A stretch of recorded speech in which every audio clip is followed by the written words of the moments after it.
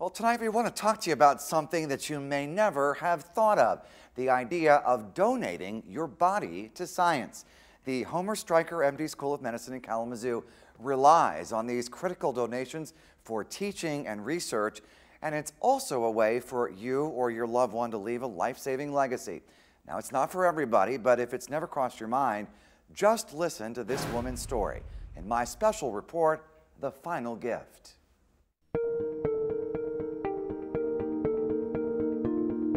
The summer of '69 had just ended when Pam Carroll locked eyes with a handsome stranger at a coffee shop in Scottsdale, Arizona. And I looked up, and I swear to God, the whole room behind him disappeared. And I knew from that minute that I was going to marry him.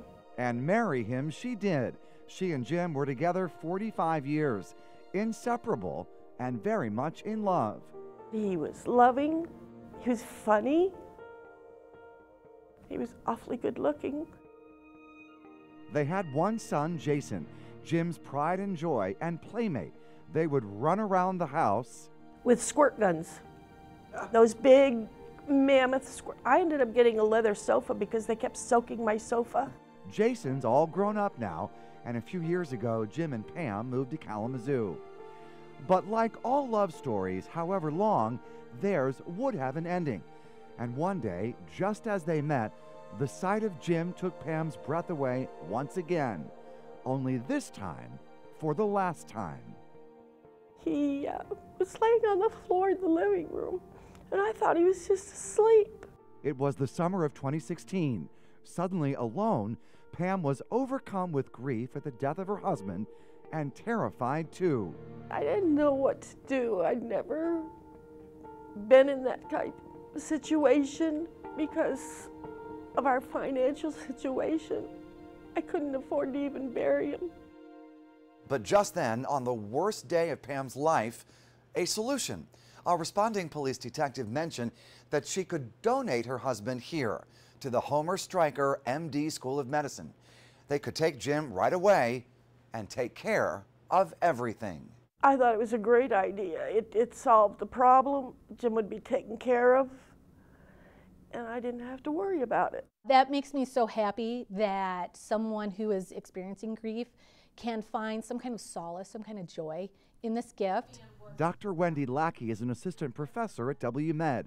She says what her students are learning about anatomy, pathology, and patient care from their body donors is life-saving and invaluable. A lot of times for our students, this is their first exposure to death.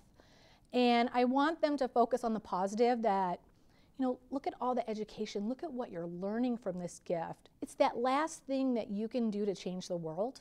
However, Dr. Lackey cautions donating your body or a family member's to science is a big decision that shouldn't be taken lightly. It may be great for 90% of a family, but it might not be the right choice for that one. And it's tough. As for Pam, who keeps busy painting beautiful landscapes in the home she once shared with Jim, she says she has no regrets about donating her beloved husband's body. She knows he's helping others even in death, and she knows right where he is when she wants to say hello.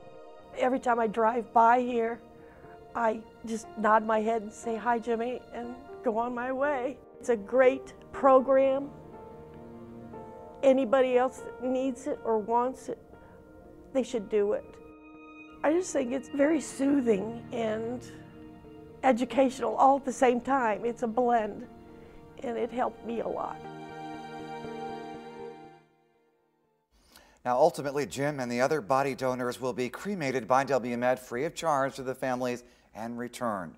Sometimes the research they perform can take years. Tonight at 11, we'll explore the actual body donation process in a much more in-depth way.